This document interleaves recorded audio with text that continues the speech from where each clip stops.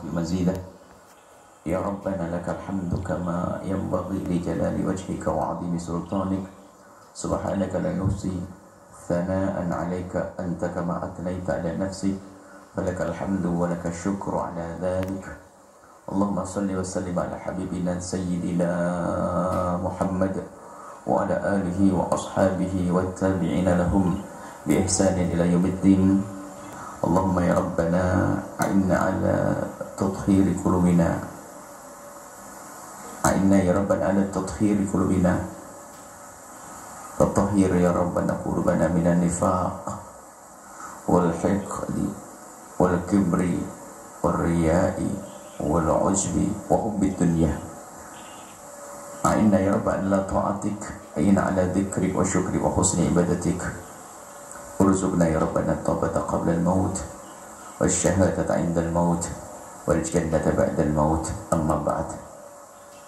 Yang sangat kami cintai, kami muliakan hamba-hamba yang dalam husnuzon kami adalah hamba yang menjadi sebab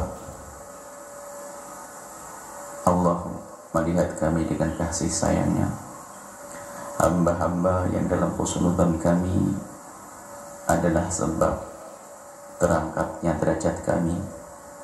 Hamba-hamba yang dalam husnuzon kami adalah hamba yang menjadi sebab Allah memuliakan kami baik di dunia ataupun di akhirat. Dan sungguh Anda ini semua adalah orang-orang pilihan.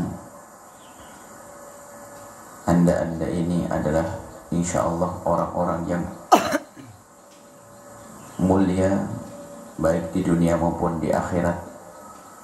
Dan harus Anda yakini bahwa keberadaan Anda di tempat seperti ini adalah karunia agung dari Allah. Karena kerinduan Anda kepada Allah, kepada keridhaan Allah, ketawaduan Anda, kebaikan Anda, dan yang jelas Anda dipilih oleh Allah Subhanahu wa ta'ala. Kalau Allah tidak memilih Anda tidak akan bisa menghadiri tempat ini. Biarpun 1000 orang mengajak Anda, 1.000.000 orang mengajak Anda, kalau Allah tidak menghendaki kebaikan kepada Anda tidak akan mampu melangkahkan kaki ke tempat ini. Maka siapapun Anda, biarpun yang hari ini baru pertama kali Anda masuk ke tempat ini, khusnudon kepada Allah. Semoga ini permulaan kebaikan untuk Anda, sehingga Anda terus akan sambung dengan tempat mulia ini, sambung dan sambung, sambung dan sambung, hingga kelak di surga bersama baginda Nabi Muhammad SAW. Baik, kita masih dengan hikamnya Imam Ibn Athaillah As-Sakandari. Dan sebelum kita baca hikam, ada muqaddimah tentang fikih.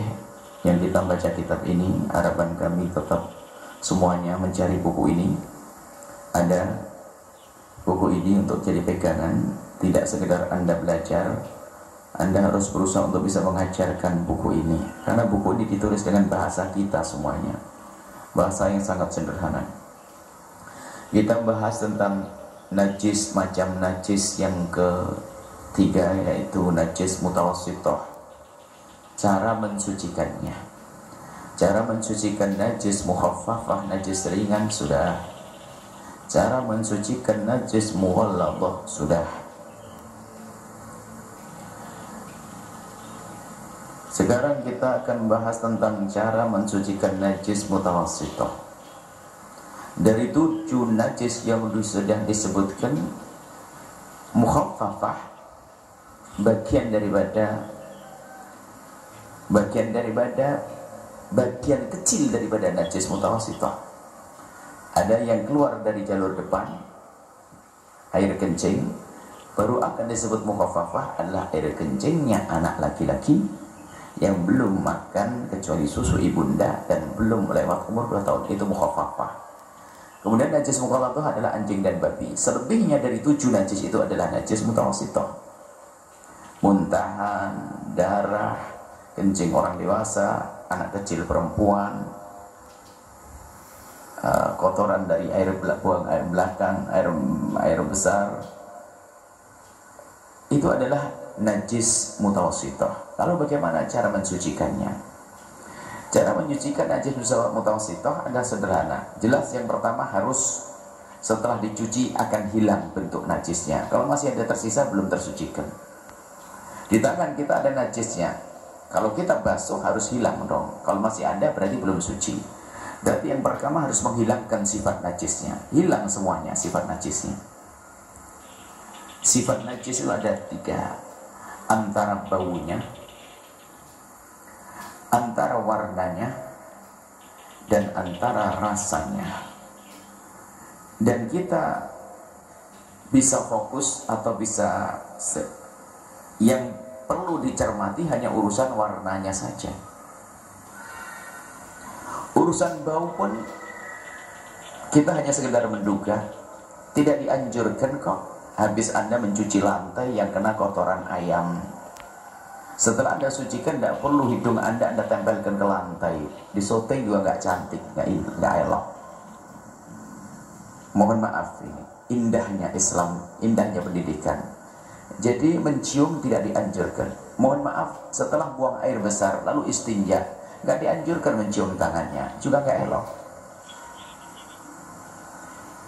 Makanya sudahlah diduga saja, kayaknya nggak ada baunya, gitu saja sudah. Apalagi rasa, habis dicuci langsung Anda jilat. Wah, ini serem banget. Batal jadi menantu, batal jadi besan, jorok. Akan tapi fokus kita ada yang terlihat saja, warna. Ya, jadi jangan sampai penasaran urusan rasa, diduga saja kayaknya rasanya sudah hilang deh. Itu sajalah. Kayaknya baunya juga sudah hilang, selesai. Kemudian setelah itu mengguyurkan air ke seluruh wilayah yang terkena najis. Mengguyur, menyampaikan air ke seluruh wilayah yang terkena najis. Ini sebetulnya nanti ada, kalau tidak salah, ada fikih mesin cuci, nggak tahu di bagian mana. Jadi begini, Anda jangan sampai, ya karena kebodohan itu menjadikan kita tersiksa. Kalau Anda ingin mencuci baju, maka cukup baju Anda letakkan di bak. Yang jelas mohon maaf kotorannya sudah Anda pinggirkanlah. Jangan sampai ada kotoran segede tangan begini Anda biarkan saja di baju, Anda keluarkan kotoran. Kemudian setelah air baju yang terkena najis harus tahu 7 ya. Yang nggak ikut pengajiannya bingung nanti dipikir dahak najis, ingus najis, bukan. Nah, bukan, itu tidak najis. Jadi setelah terkena najis, oke, letakkan air di bak. Kemudian air Anda guyurkan ke baju tersebut, cukup menggenang. Menggenang saja, Anda goyang-goyang, asalkan air sudah rata ke seluruh baju, maka Anda angkat begini sudah suci.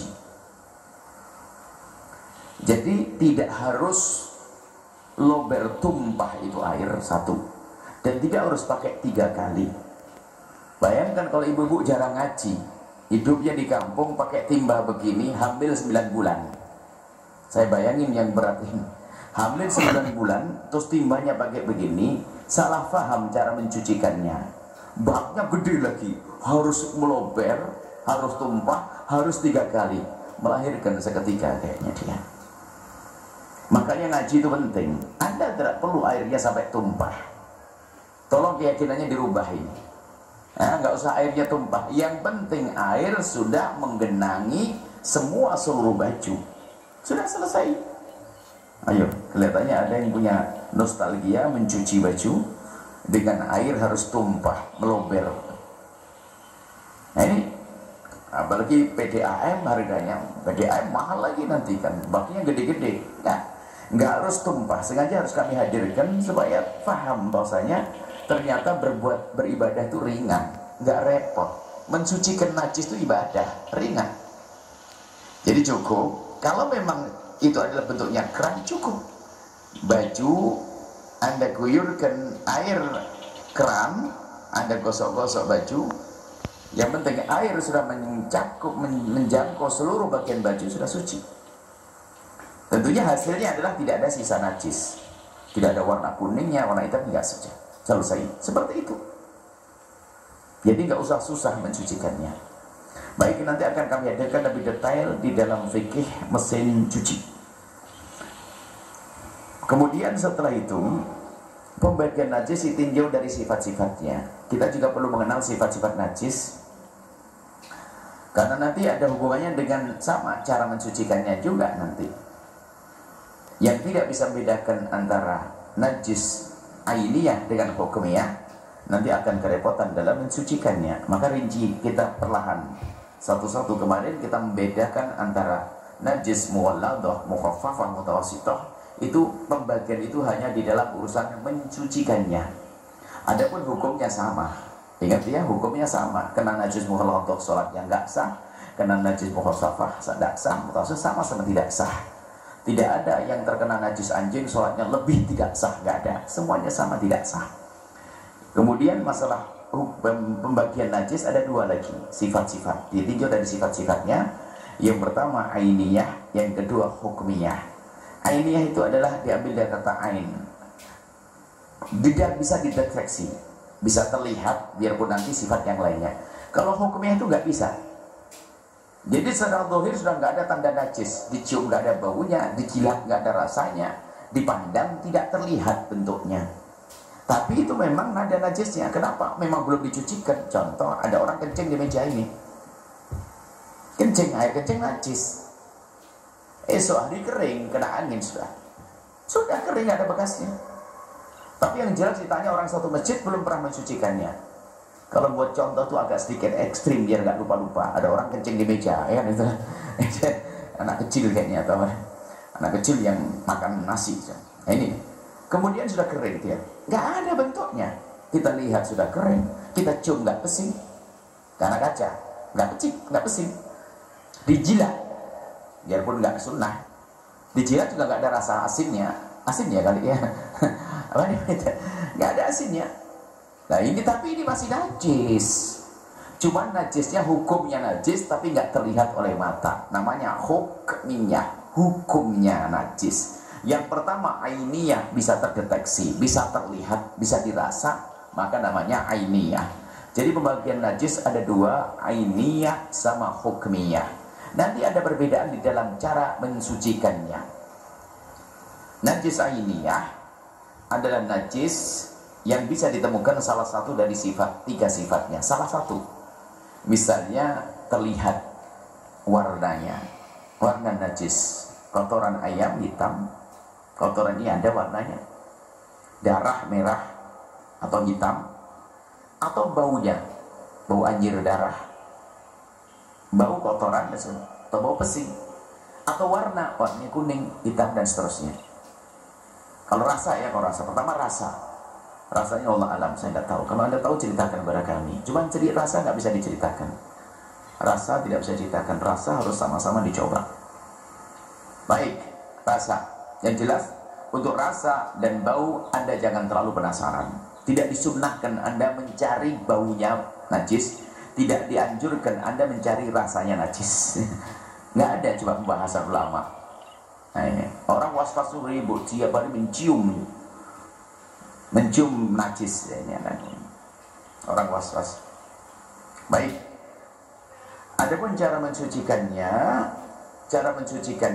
ini najis ainiyah adalah menghilangkan bentuk fisik najis hingga hilangnya sifat-sifat najisnya. Harus dibersihkan dulu kalau ingin mensucikannya. Membersihkan, bisa saja membersihkan terlebih dahulu, bisa saja dibersihkan bentuk warna rasa najisnya bersama basuhan. Bisa saja, misalnya di baju ini ada kotorannya, baju ada kotorannya, bisa saja kita bersihkan dulu karena takut nanti enggak kita perhatikan tertinggal, bisa saja. Atau bersama diguyur sambil kita gosok, asalkan bersama hilangnya air, maka ini sudah bersih, sudah dianggap suci. Tidak usah khawatir. Jadi bisa jadi kita bersihkan dulu, dan dianjurkan seperti itu. Khawatir terlalu kuat warna najisnya, maka akan membuat atau malah kemana-mana. Jadi dibersihkan dulu kalau bisa bentuk najis